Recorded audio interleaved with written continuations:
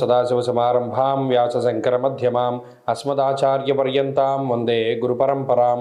జ్యోతిషాస్త్రాన్ని భావితరాల వారికి ప్రసాదించిన ఋషుల యొక్క పాదపద్మాలకి నమస్కారం చేసుకుంటూ, అలాగే నాకు ఈ జ్యోతిష విద్యను నేర్పిన గురువర్యులు జ్యోతిష బ్రహ్మ కీర్తిశేషులు శ్రీ ఈరంకి సూర్యనారాయణమూర్తి గారు, సూర్యశ్రీ దైవజ్ఞ గారి యొక్క పాదపద్మాలకి నమస్కారం చేసుకుంటూ, ఓం శ్రీ మహాగణాధిపతి నమః, శ్రీ గురుభ్యో నమః, హరి ఓం.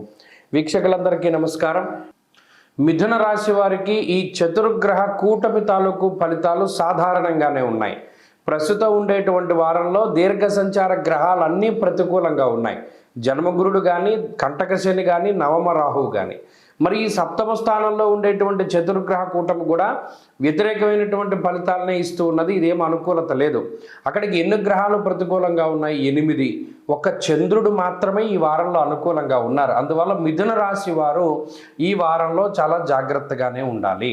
ధారాపుత్ర విరోధస్య ప్రవాసం రోగపీడనం అన్నది శాస్త్రం. ఇక్కడ ప్రత్యేకించి జీవిత భాగస్వామి కానీ, కుటుంబ విషయాలు కానీ, సంతానము కానీ, వీరికి సంబంధించినటువంటి విషయాలపై ఎక్కువ శ్రద్ధ చూపించవలసినటువంటి అవసరం ఏర్పడుతుంది ఈ వారంలో. అంటే వారికి ఏదైనా సర్ది చెప్పడమో, లేదా వారిపై ఏదైనా దృష్టి సారిస్తూ ఉండడమో, లేదా కుటుంబం పట్ల తీసుకునేటువంటి నిర్ణయాలు, కుటుంబానికి సంబంధించినటువంటి విషయాలు, ఇవన్నీ కూడా ఈ వారంలో ఎక్కువగా ఫోకస్ అవుతూ ఉంటాయి. అలాగే ఆర్థిక పరిస్థితులు, ఉద్యోగ ఆరోగ్య సంబంధమైనటువంటి విషయాలు గత వారంలో ఏ విధంగా అయితే ఉన్నాయో ఈ వారంలో అదే మాదిరిగా కొనసాగితే దాంట్లో ఏ విధమైనటువంటి మార్పు లేదు. రుణ బాధలకి సంబంధించినటువంటి విషయాలు, లేదా ఏదైనా గతంలో మనం తాకట్టు పెట్టినటువంటి విషయాలు, ఇవన్నీ కూడా ఏవైతే గత వారాల్లో నడిచాయో ఈ వారంలోనే అదే మాదిరిగా నడుస్తూ ఉంటాయి. వాటిలో ఏ విధమైన ప్రోగ్రెస్ ఉండదు. అంటే ఏంటి, న్యాయస్థాన సంబంధమైన విషయాలు కానీ, లేదా కోర్టు కేసులు, ఇటువంటివన్నీ కూడా అదే మాదిరిగా కొనసాగుతాయి. వాటిలో ఏ విధమైన మార్పు ఉండదు.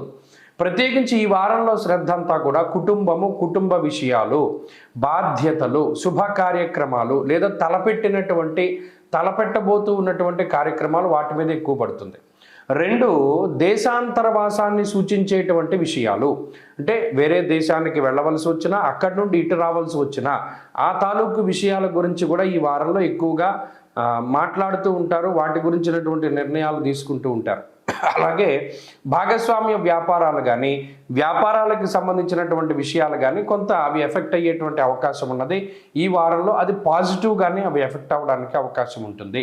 కాబట్టి మిథున రాశి వారికి మధ్యస్థమైనటువంటి ఫలితాలే చెప్పబడ్డాయి. ఇదంత గొప్ప గ్రహస్థితి కాదు. చాలా ఎక్కువ స్థాయిలో గ్రహాలన్నీ కూడా కొంత ప్రతికూలంగా ఉండేటువంటి తరుణంలో 1-2 సార్లు ఆచితూచి నిర్ణయాన్ని తీసుకుంటూ ఉండడము, ఏదైనా ఒక పని చేయవలసి వస్తే ఎవరిదైనా సలహా సంప్రదింపులు తీసుకుంటూ ఉండడం ఇత్యాదివి ఎక్కువగా ఫాలో అవుతూ ఉండాలి. ఈ వారంలో మరిన్ని ఫలితాలు సంప్రాప్తించడానికి మిథున రాశి వారు ప్రత్యేకించి దక్షిణామూర్తి యొక్క ఆరాధన చేస్తూ ఉండడం చెప్పదగినటువంటి సూచన. ఈ వారంలో కలిసి వచ్చేటువంటి రోజు సోమవారంగా చెప్పవచ్చును. అదృష్ట సంఖ్య 5, అదృష్ట వర్ణము తెలుపు. తదుపరి కర్కాటక రాశి.